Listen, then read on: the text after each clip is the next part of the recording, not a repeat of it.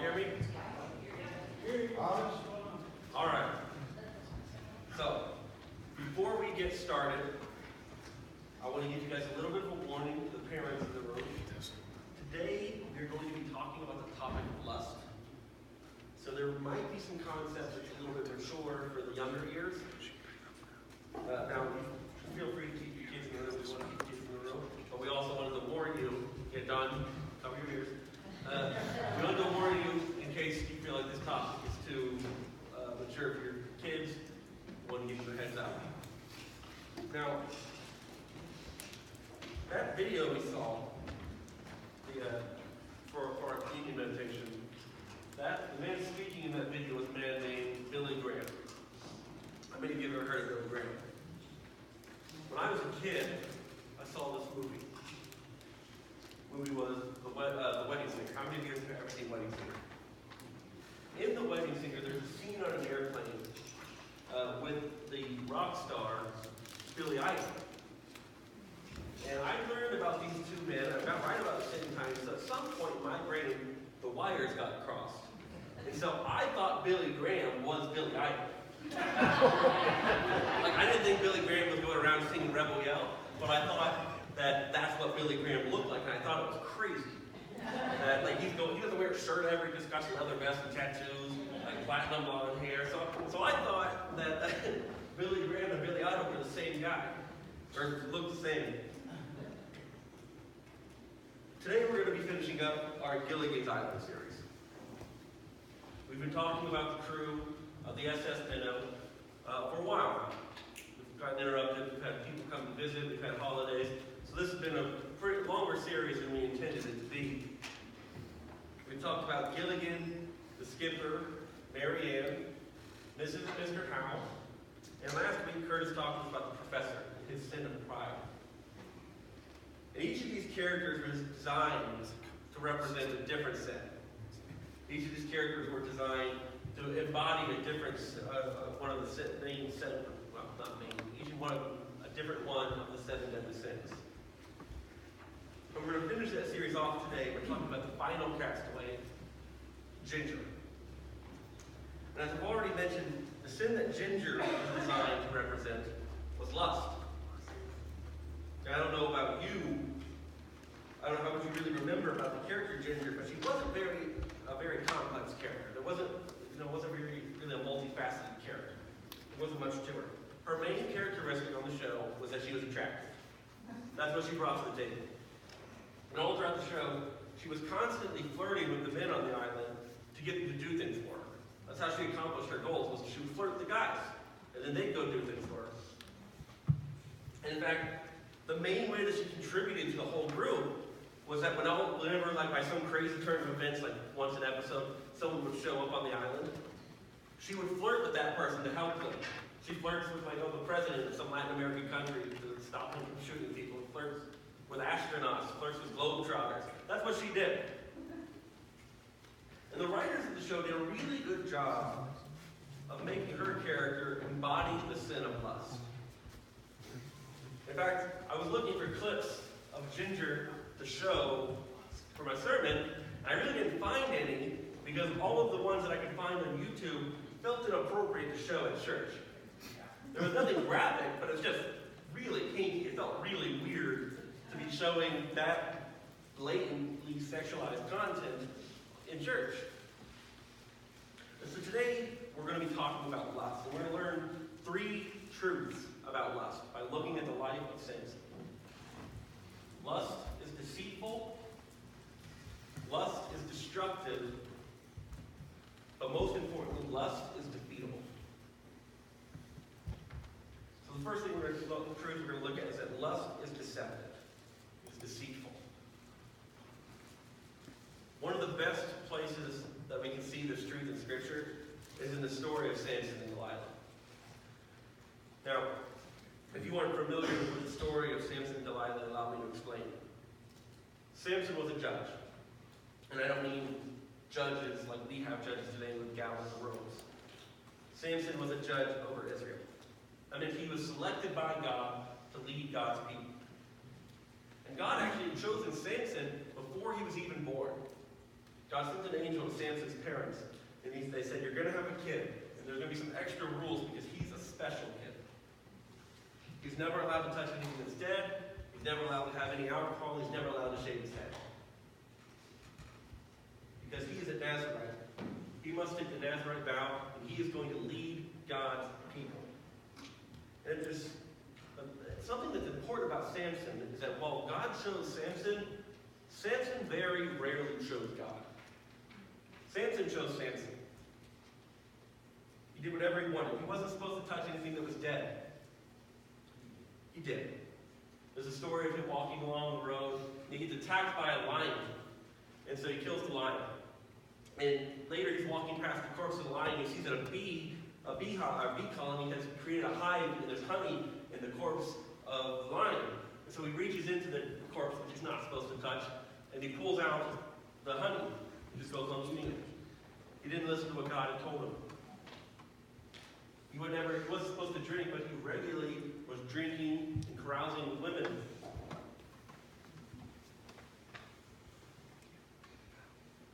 Another thing that's important to know about Samson is that he was incredibly strong. When I say strong, I mean supernaturally strong. Something he couldn't have achieved on his own. Things that couldn't be done just because a person worked really hard. Some examples of this strength. Like I told you, he was walking down the road and he had got attacked by a lion. He killed the lion. One detail I left out is he killed the lion with his hands. He wrestled a lion and won. The scripture actually says he tore the lion apart the way somebody could a lamb. Just decimated it. Another story of Samson's strength is he went and spent the night with a prostitute. And while he was there, some Philistines, the bad guys, come to give him a hard time. And so just to show them who's boss, he tore the gates off the city. The gates that were supposed to protect them from a military perspective. He just tore them off the walls and walked up a hill with them. Another example of his strength, Philistines, once again, Philistines are the bad guys in this story. Philistines come to confront Samson because he keeps giving them trouble. Samson kills a small army of Philistines with the jawbone of a donkey. They have bronze, the Philistines were well-equipped people. They had bronze armor, they had bronze swords, they had like actual weapons. And they come in and attack Samson, and he kills them with the jawbone of a donkey. He was supernaturally strong. Well, one day, Samson's walking along the road, and he meets this woman, Delilah. And immediately, Samson falls for Delilah. See, God was looking after Samson. But Samson really didn't have any time for God. He falls for Delilah. Delilah is a Philistine. She is one of the people who are the enemies of God's people. One of the people who are oppressing God's people. Samson knows that he shouldn't have anything to do with her. He knows that he shouldn't be with her. But he wants what he wants, and he wants her. So he does it anyways. And after Samson and Delilah get married, the Philistine leaders come to Delilah. A big group of them, and they said, each of us will give you 1,100 silver shekels. And in return, you find out the secret to your husband's strength, to Samson's strength, and you help us defeat Samson. So almost immediately, this woman who married Samson is convinced to sell out her husband. She agrees to sell out Samson. So Delilah starts asking Samson, what is the secret to his strength? And Samson keeps telling her all these sort of really crazy lies. First lie he tells her is that I have to be tied with 7 fresh bow strings. I don't know if you've ever fired a bow and arrow, but it's a very strong, tight, it's a very sturdy string. It has to be tied with 7 of them. And so in the middle of the night, Delilah comes and she ties Samson with 7 tight strings. I have no idea how he slept with this. Lauren, in the middle of the night, do this and tell me to stop snoring, and I get out of bed. He slept through being tied up with 7 bowstrings. And so she says, Samson, the Philistines are upon you. And Samson jumps up and he breaks the bowstrings and he chases off the Philistines. He was lying. The next, she says, the way, the secret to his strength is he has to be tied up with 7 brand new ropes. And so once again, Delilah comes in, she ties him up with 7 new ropes. He sleeps through it again. This is more evidence that he was drinking when he shouldn't have been. She ties him up with 7 new ropes. And he's tied up, and she says, Samson, the Philistines are upon you. And he jumps out of bed, and he flexes his muscles, and he tears the ropes off of him. More evidence of his supernatural strength. Another time, this is the weird one. This is the crazy one. He says, the secret to my strength is that my hair has to be woven into a loom. I don't know if you know what a loom is. A loom is where fabric comes from. So she made like a weird sheet of Samson hair fabric. And I don't know why, he slept through it. So he jumps up, I guess the loom is still probably like tangled up in his hair, and he starts beating up the Philistines again. And the crazy part about this is, every time Samson makes up a different lie, Delilah betrays him. But he still tells her. He still keeps talking to her. He still keeps her around. And then somehow Delilah makes it as though she's the victim. You're lying to me, Samson. How can you lie to me? Don't you love me? Don't you trust me? No. Why in the world would he trust her? She's demonstrated her untrustworthiness over and over again. But eventually, for some reason, for some unexplicable reason, Samson decides he's actually going to tell her the real secret of his strength. I don't know, maybe he ran out of crazy lies to tell. And he tells a lie that if somebody cuts off his hair, then he'd be just like any other person. So Samson falls asleep. She gets out the clippers and she shakes his head. And then she goes, Samson, the Philistines are upon you. And Samson jumps up. He doesn't realize that his strength is lessened, so he goes out to confront the Philistines, and he's captured. See, lust is a lot like Delilah. She was this beautiful woman, but Samson had no business marrying her. This beautiful, tempting woman that Samson had no business having anything to do with. In the same way, lust is tempting. If it wasn't, we wouldn't engage in it. Lust tempts us. It disguises itself as something we should have. Like Samson, there was nothing wrong with Samson getting married. But he chose the wrong way. He chose the wrong person. And sexual desire, that's God's design. God created us. That's part of God's building. There's nothing wrong with having sexual desire, but God has a plan and a design for sex between a husband and a wife. And when we have lustful desires, or when we act on lustful behaviors, lust deceives us into believing that it's something that we should have. Just like Samson, just like Delilah deceived Samson. But all the while we're being deceived by lust. Lust is trying to wrap us up so tightly that we don't realize how much trouble in it until we've lost our strength. And it tries every way it can until it finds whatever will work on us. It'll try the 7 bowstrings. It'll try the 7 new ropes. It'll weave our hair into the loom. Whatever, until it finds the thing that works. And then it snares us. Lust is deceptive. The second truth about lust is that lust is destructive. Let's look back at the story of Samson. Samson had just been betrayed by his wife. And he goes out to fight the Philistines because he doesn't know that his strength is less than. And when the Philistines easily overpower him, and he's captured. And Samson isn't just arrested. They put bronze shackles on him so he can't escape. They gouge out his eyes. And they tie him to a grain mill and force him to grind grain. I don't know if you know what a grinding mill is. It's just big flat rock and a sort of circular rock sits on top of it. There's posts in the circular rock. You just twist it in circles and you put the grain in the bottom and it grinds it into flour. It's the sort of work done by farm animals. Beasts of burden. So chosen hero of Israel, to being the prisoner of God's enemy because he was ensnared by lust. Lust is destructive. We've been deceived into believing that there are no consequences for our lust. Our culture is sexually saturated.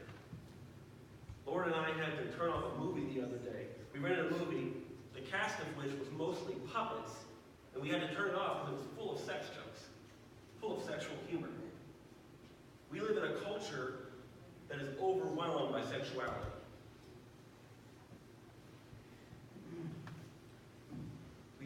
We've been deceived. Lust has lied to us and made us believe that there is no consequences for the sin of lust.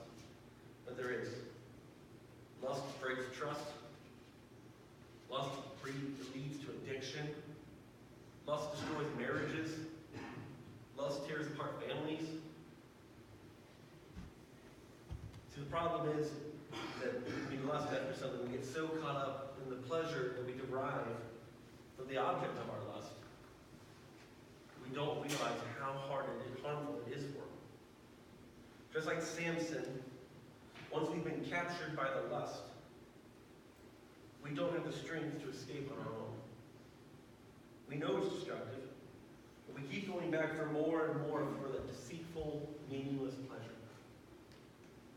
It reminds me of a story I heard. How many of you have ever heard of an Eskimo wolf trap? All right, you can learn something today. See, Eskimos had a problem. They would, the wolves, they would trap food, and the wolves would steal their food. The wolves would invade their territory, and the wolves are dangerous. The wolves were a big problem for the Eskimos. And the way that the Eskimos used to hunt the wolves, it's not very effective. Wolves are smart animals. They're dogs that can be organized. So you can't just go out and hunt the animals very well. Also, they smell you from like 2 miles away. So the way that they hunt these animals is that they take a knife and they cover it in the blood of an animal that the wolf liked to hunt. And then they stick it outside and let it freeze. And then they get more blood and they let it freeze again. And they build up layer after layer of this frozen blood, so they have this frozen little wolf popsicle. And they stick it out in the snow. And the wolf would smell it. And so the wolf would come to find whatever the smell was, assuming it's an injured animal, they find the knife. And they start licking at the ice, frozen blood. And their tongue is becoming more and more numb as they go through the layers of frozen blood. And eventually, they get down to the blade. But at this point, their tongue is so numb, they don't realize they're slicing their face open. And so the wolf continues to lick and lick and lick and tear its mouth open and tear its mouth apart, cut its tongue open, until eventually the wolf bleeds to death, going after this popsicle, this thing it wants. See, this is the way that a lot of people handle lust. They are so enraptured by the tasty frozen treat, by this little bit of pleasure that they're getting, that they don't realize how much they're hurting themselves. Lust is deceptive. Lust is destructive. But the beauty of grace is that lust is defeatable. Let's finish the story of Samson. So Samson was blinded and enslaved. The Philistines were throwing this huge party to celebrate that they had defeated Samson. Samson had been giving the Philistines trouble for a long time. So when they finally beat him, they wanted to throw a party. They wanted to make sure everyone knew, we got Samson. So that while they're having this party, they go and they get Samson, and they bring him in there so they can mock him, like a trophy, so he can entertain them. And while he's there, he's put up against these pillars to rest, because he can't walk around and doesn't see anything. So he's put up against these pillars to rest. And he asks God, and as he's sitting up against these pillars, he repents of his sin, and he turns back to God. And he asks God to return his strength. And God grants his request. He returns Samson's strength. And Samson uses it to bring down the building. He takes these pillars he's up against, and he pushes him over. And the whole building collapses on top of Samson and all the Philistine leaders. See, Samson didn't have the strength to defeat the Philistines on his own. But when he relied on God, he was able to. In the same way, we are never going to will ourselves to stop lusting. But if we rely on God, he will give us the victory. God can defeat our lusts. Lust can be defeated. It's important to know that. When we surrender our lives to God, and when we allow him to work in our lives, he can defeat our lusts. When we hold nothing back from God, he can defeat our lusts. When we decide that we want God more than we want anything else, he can defeat our lust. Because lust is idolatry. That's what lust is. Lust is saying that we desire something more than we desire God. Lust is saying that something is more important to us than God. Lust is saying that I find my pleasure in earthly things, not in God. But when we decide that we want God to be more important than anything else, he will defeat our lust. When our pleasure is found, not in earthly pleasures, but in God, he will defeat our lust. If there's anybody here today who would like to make this statement, that their pleasure is found in God and nothing else, not in earthly desires, not in earthly things, if there's anybody here who wants to make the commitment